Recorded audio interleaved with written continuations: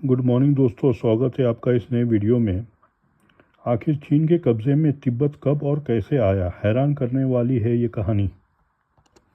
लद्दाख की गलवान घाटी में भारत और चीन के सैनिकों के बीच हुई हिंसक झड़प से 3 साल पहले डोकलाम में भी दोनों देश एक दूसरे के आमने सामने आ चुके थे।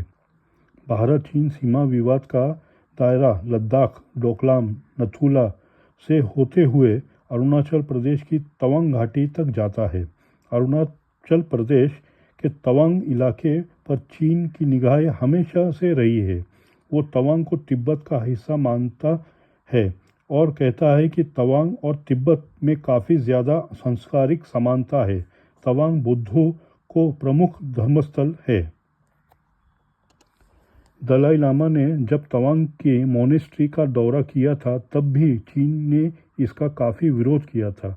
यहाँ तक कि इस साल फरवरी में जब प्रधानमंत्री नरेंद्र मोदी अरुणाचल प्रदेश के दौरे पर गए थे तब चीन ने उनकी यात्रा और औपचारिक तौर पर विरोध दर्ज कराया था। चीन तिब्बत के साथ अरुणाचल प्रदेश पर भी दावा करता है और इसे दक्षिण तिब्बत कहता है। अरुणाचल प्रदेश की चीन के साथ 3,488 किलोमीटर लंबी सीमा लगती है। तिब्बत को चीन ने साल 1951 में अपने नियंत्रण से ले लिया था, जबकि साल 1938 में खींची गई मैकमोहन लाइन मुताबिक अरुणाचल प्रदेश भारत का हिस्सा है। तिब्बत का इतिहास। मुख्यतः बौद्ध धर्म को मानने वाले लोगों को इस सुदूर इलाके को संसार की छत के नाम से भी जाना जाता है। चीन में तिब्बत का दर्जा एक व्यवस्थाशाली क्षेत्र के तौर पर है। चीन का कहना है कि इस इलाके पर सदियों से उसकी संप्रभुता रही है, जबकि बहुत से तिब्बती लोग अपनी वफादारी अपने निर्वासित आध्यात्मिक नेता दलाई लामा के प्रति रखते हैं। दलाई लामा को उनके अनुयायी एक जीवित ईश्वर के तौर पर देखते हैं और चीन उन्हें एक अलगाववादी खतरा मानता है। तिब्बत का इतिहास बेहद उथल पुथल भरा रहा। कभी वो एक खुद मुख्तार इलाके के तौर पर रहा तो कभी मंगोलिया और चीन के ताकतवर राजवंशों ने उस पर हुकूमत की। लेकिन साल 1950 में चीन ने इस इलाके पर अपना झंडा लहराने के लिए हजारों की संख्याओं में सैनिक भेज दिया। तिब्बत के कुछ इलाकों को स्वायत्तशाली क्षेत्र में बदल दिया गया और बाकी इलाकों को इससे लगने वाली चीन प्रांत में मिला दिया गया। लेकिन साल 1959 में चीन के खिलाफ हुए एक नाकाम विद्रोह के बाद 14वें दलाई लामा को तिब्बत छोड़कर भारत में शरण लेनी पड़ी, जहां उन्होंने निर्वासित सरकार का गठन किया। 60 और 70 के दशक में चीन की सांस्कृतिक क्रांति के दौरान तिब्बत के ज़्यादातर बौद्ध विहारों को नष्ट कर दिया गया। माना जाता है कि दमन और सैनिक शासन के दौरान हजारों तिब्बतियों की इसमें जान गई थी। चीन और तिब्बत विवाद कब शुरू हुआ? चीन और तिब्बत के बीच विवाद तिब्बत की कानूनी स्थिति को लेकर है। चीन कहता है कि तिब्बत 13वीं शताब्दी के मध्य से चीन का हिस्सा रहा, लेकिन तिब्बतियों का कहना है कि तिब्बत कई शताब्दियों तक एक स्वतंत्र राज्य था और चीन का उस पर नियंत्रण अधिकार नहीं रहा। मंगोल के राजा कुबलाई खान ने यूनान राजवंश की स्थापना की थी और तिब्बत ही नहीं बल्कि चीन, वियतनाम और कोरिया तक अपने राज्य का विस्तार किया था। फिर 17वीं शताब्दी में चीन के चिंग राजवंश ने तिब्बत के साथ संबंध बने। 260 साल के रिश्ते के बाद चिंग सेना ने तिब्बत पर अधिकार कर लिया, लेकिन 3 साल के भीतर ही उसे तिब्बतियों ने खदेड़ दिया और 1912 में 13वें दलाई लामा ने तिब्बत की स्वतंत्रता की घोषणा की।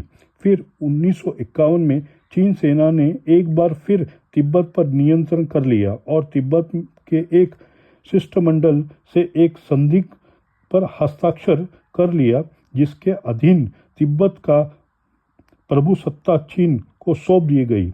दलाई लामा भारत भाग गए और तभी से ये तिब्बत की स्वायत्तता के लिए संघर्ष कर रहे हैं। ल्हासा एक प्रतिबंधित शहर।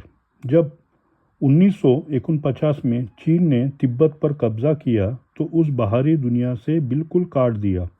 तिब्बत में चीन सेना तैनात कर दी गई, राजनीतिक शासन में दखल किया गया, जिसकी वजह से तिब्बत के नेता दलाई लामा को भारत भागना पड़ा, भारत में शरण लेनी पड़ी। फिर तिब्बत का चीनीकरण शुरू हुआ और तिब्बत की भाषा, सांस्कृतिक और धर्म की परंपरा सबको निशाना बनाया गया। किसी बाहरी शक्ति को तिब्बत और उसकी राजधानी ल्हासा जाने की अनुमति नहीं थी, इसलिए उसे प्रतिबंधित शहर कहा जाता है। विदेशी लोग के तिब्बत आने पर भी ये पाबंदी 1963 में लगाई गई थी। हालांकि 1971 में तिब्बत के दरवाजे विदेशों के लिए खोले गए। दलाई लामा की भूमिका। चीन और दलाई लामा का इतिहास ही चीन और तिब्बत का इतिहास है। सन 1914 में जे शिंगखापा ने जेलग स्कूल की स्थापना की थी। इस स्कूल के माध्यम से बौद्ध धर्म का प्रचार किया जाता था। यह जगह भारत और चीन के बीच थी, जिसे तिब्बत नाम से जाना जाता था। इसी स्कूल में सबसे चर्चित छात्र थे गेंदुन ध्रुव। गेंदुन आगे चलकर पहले दलाई लामा बने। बौद्ध धर्म के अनुयायी दलाई लामा को एक रूपक की तरह देखे जाते थे। इन्हें करुणा के प्रतीक माना जाता था। दूसरी तरफ इनके समर्थक अपने नेता के रूप में भी देखते थे। दलाई लामा को मुख्य रूप से शिक्षक के तौर पर भी देखा जाता था। लामा का मतलब गुरु होता है। लामा अपने लोगों को सही रास्ते पर चलने की प्रेरणा देते थे। तिब्बत बौद्ध धर्म नेता दुनिया भर के सभी बौद्धों को मार्गदर्शन करते थे। 1630 के दशक में तिब्बत के एकीकरण के वक्त से ही बौद्ध और तिब्बत नेतृत्व के बीच लड़ाई है। मंचोल, मंगोल और ओजरात के गुटों में यह सत्ता के लिए लड़ाई होती रही है। अंततः पांचवें दलाई लामा को एक करने में कामयाब रहे। इसके साथ ही तिब्बत सांस्कृतिक रूप से संपन्न बनकर उभरा था। तिब्बत के एकीकरण के साथ ही यह बौद्ध धर्म में संपन्नता आई। जेलग बुद्ध के 14वें दलाई लामा को भी मान्यता दी। दलाई लामा के चुनावी प्रक्रिया को लेकर ही विवाद रहा। 13वें दलाई लामा ने 1912 में तिब्बत को स्वतंत्र घोषित कर दिया था।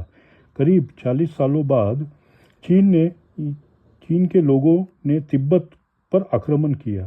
चीन का यह आक्रमण तब हुआ जब वहां 14वें दलाई लामा के चुनाव की प्रक्रिया चल रही थी। तिब्बत को इस लड़ाई में हार का सामना करना पड़ा। कुछ सालों बाद तिब्बत के लोगों ने चीन शासन के खिलाफ विद्रोह कर दिया। ये अपनी संप्रभुता की मांग करने लगे। हालांकि विद्रोहियों ने इससे सफलता नहीं मिली। दलाई लामा को लगा कि यह बुरी तरह से चीन चुंगल में फंस गया है। इसी दौरान उन्होंने भारत का रुख किया। दलाई लामा के साथ भारी संख्या में तिब्बती भी भारत आए थे। यह साल था 1959 का था। चीन को भारत में दलाई लामा को शरण मिलना अच्छा नहीं लगा।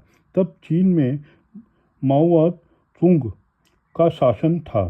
दलाई लामा और चीनी कम्युनिस्ट शासन के बीच तनाव बढ़ता लग गया। दलाई लामा को दुनिया भर से सहानुभूति मिली, लेकिन तब तक वह निर्वासन की ही जिंदगी जी रहे थे।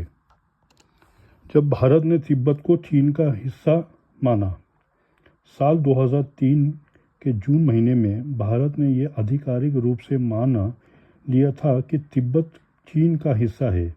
चीन के राष्ट्रपति जियांग जेनिन के साथ तत्कालीन प्रधानमंत्री अटल बिहारी वाजपेयी की मुलाकात के बाद भारत ने पहली बार तिब्बत को चीन का अंग मान लिया था। हालांकि तब ये कहा गया था कि ये मान्यता परोक्ष ही है, लेकिन दोनों देशों के बीच रिश्तों में इसे एक महत्वपूर्ण कदम के तौर पर देखा गया था। वाजपेयी जियांग जेनिन की वार्ता के बाद चीन ने भी भारत के साथ सिक्किम के रास्ते व्यापार करने की शर्त मान ली थी। तब इस कदम को एक यूं देखा गया था कि चीन ने भी सिक्किम को भारत का हिस्सा के रूप में स्वीकार कर लिया है। भारतीय अधिकारियों ने उस वक्त ये कहा था कि भारत ने पूरा तिब्बत को मान्यता नहीं दी है, जो कि चीन का एक बड़ा हिस्सा है, बल्कि भारत ने उस हिस्से को मान्यता दी है जिसे स्वायत्त तिब्बत क्षेत्र माना जाता है। दोस्तों, ये वीडियो यही समाप्त करते हैं। उम्मीद है आपको वीडियो अच्छा लगा होगा। लाइक, सब्सक्राइब, शेयर ज़रूर करिएगा ताकि हमको मोटिवेशन मिले और अच्छे आपके सामने वीडियो ला सके। धन्यवाद। जय हिंद।